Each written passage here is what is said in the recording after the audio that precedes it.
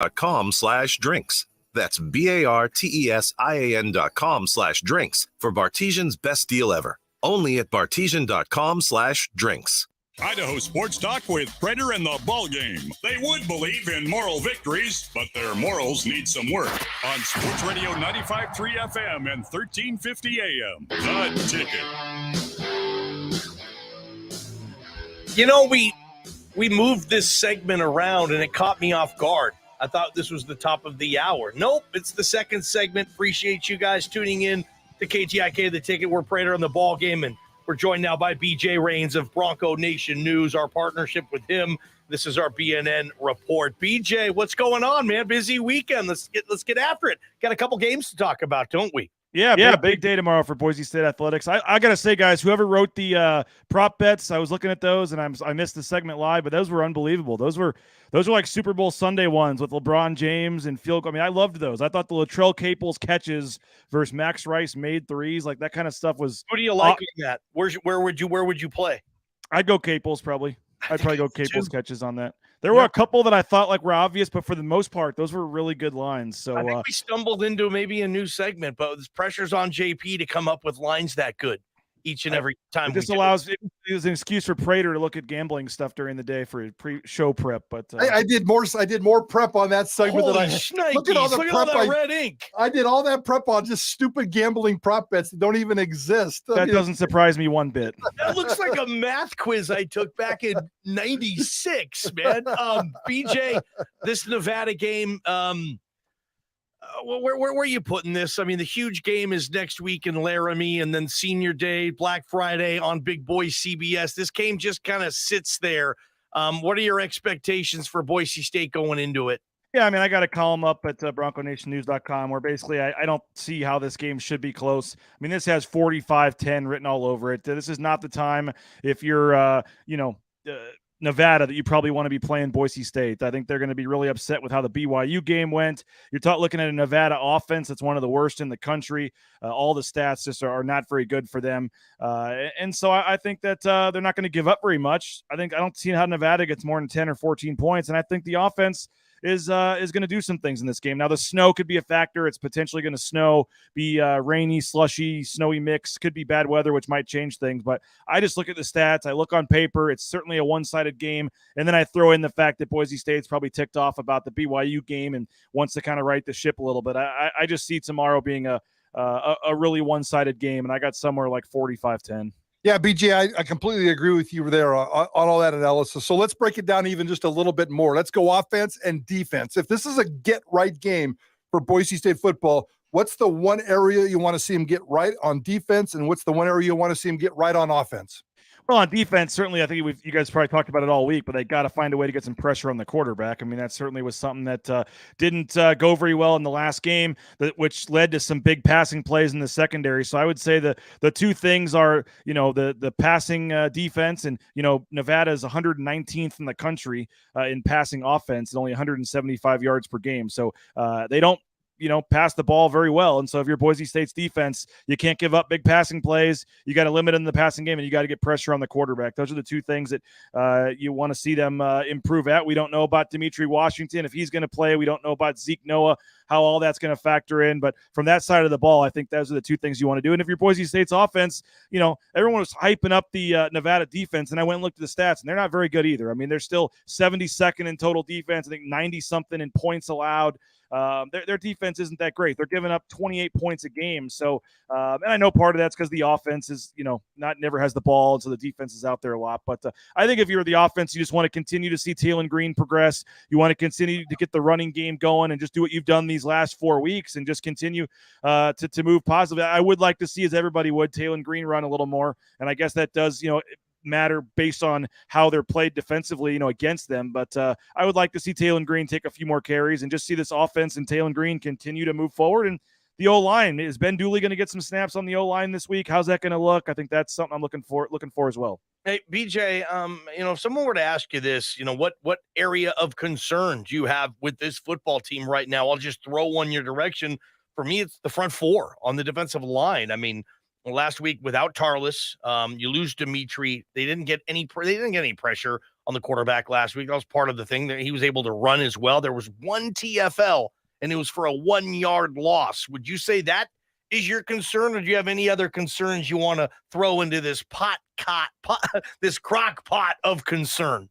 I would echo the D line, but I would say linebackers too. I think Zeke Noah's banged up. It sounds like he's going to try to give it a go, and he's obviously as tough as they come. But, DJ Schramm's battling with some stuff too, and I know he's not going to talk about it, but DJ Schramm's dealing with multiple injuries as well, So they're just banged up on defense right now. And if you have a front four that certainly is missing some guys, and then you go to the next line of defense where Schramm and Noah both may not be 100%, I think you're playing with some banged up guys on defense. And if you're Boise State, you hope to get a huge lead and be able to give those guys some time off in the second half. All right, BJ Rains, Bronco Nation News Report. We do this every Friday right here on Idaho Sports Talk. All right, let's switch over to basketball. Boise State, Washington State, Idaho Central Arena tomorrow at 5 o'clock.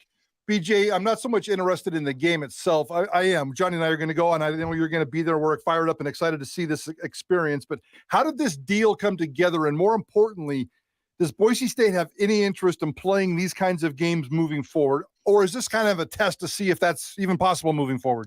I think it's a combination of both. I mean, Leon Rice said it today. Bob was there. We talked to him this morning. Like, he just flat out said this game would not be happening if it were an extra mile arena. They asked, and Washington State said no. They were not coming to play an extra mile arena. They didn't want to play an extra mile arena, and there would have been no game. So Boise State tried to get creative, and actually he said the first 2 times he called Kyle about doing the game in the downtown arena, he said no too, and he had to stay on him. And there's multiple reasons. One is, again, Washington State wouldn't play them if it was in the extra mile, if he was in the extra mile arena.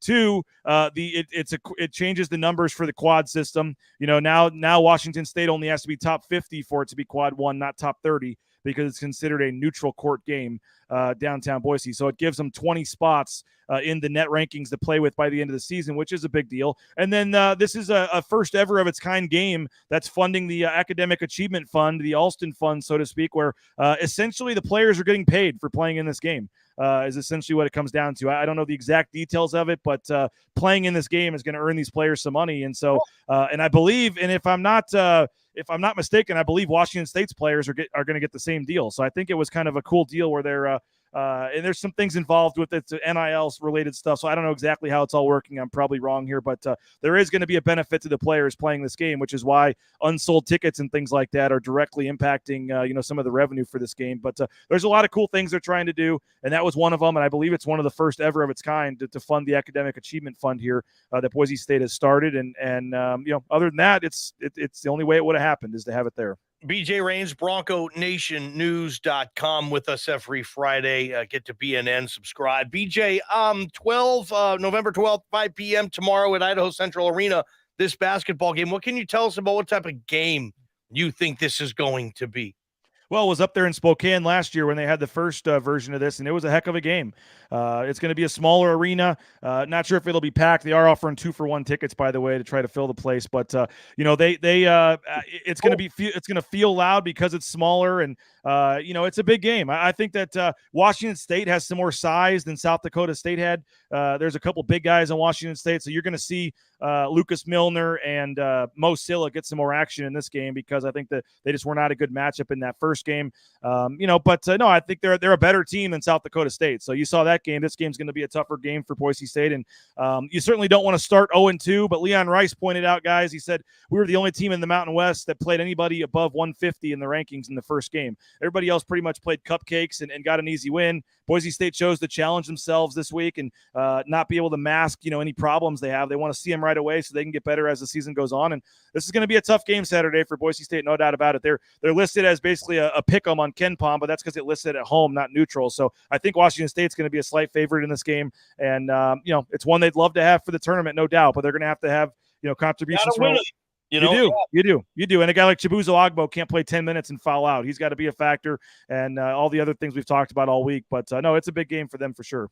All right, BJ, the big weekend started with big news this morning. The Mountain West, for the first time in conference history, has had to replace its commissioner. Craig Thompson is out. Gloria Navarez is in, the West Coast Conference commissioner, a 25-year veteran of intercollegiate athletics who's had stops at the Pac-12, who's had stops at Oklahoma, spent some time at the West Coast Conference before, basically started her career as a compliance officer and has worked her way up through all different kinds of committee work.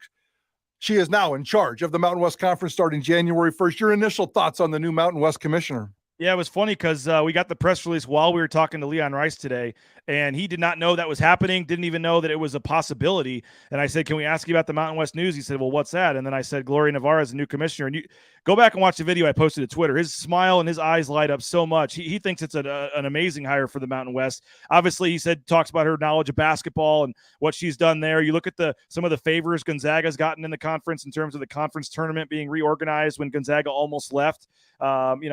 She's not afraid to do what it takes to keep the teams in the league happy and do what's best for the league. And so some of the detractors will say she doesn't have a ton of football experience. Obviously, no football in the WCC, and that certainly is a factor. But listening to the call today, she certainly sounds like she knows what she's talking about. And I think it's going to, the initial thought is it's going to be good news. She's obviously led a conference that's had some success on a national level, albeit in basketball and some other sports. But no, I think it's a solid hire. She was obviously on everybody's list from the start.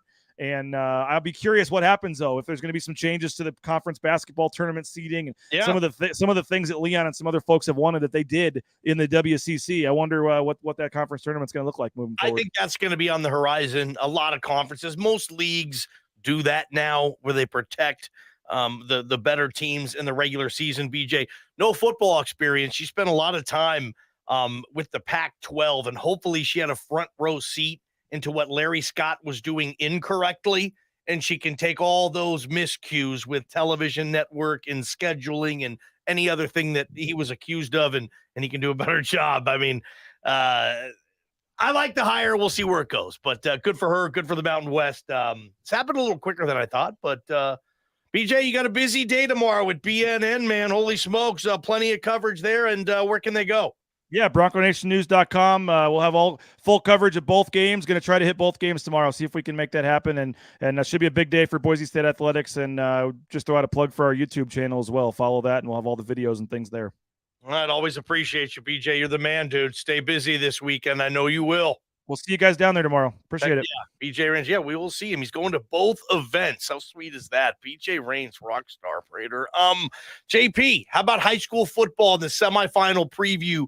Prater, how many, not just the semifinals, but how many Treasure Valley teams we got on the gridiron? Seven. We got 7 of them all the way down to Garden Valley at 1A to 3 teams in the 5A. Awesome. Plenty of that coming up. And Rock Jocks and Pop Culture right around the corner on this Veterans Day edition of Idaho Sports Talk. Prater, the ball game, KTIK, the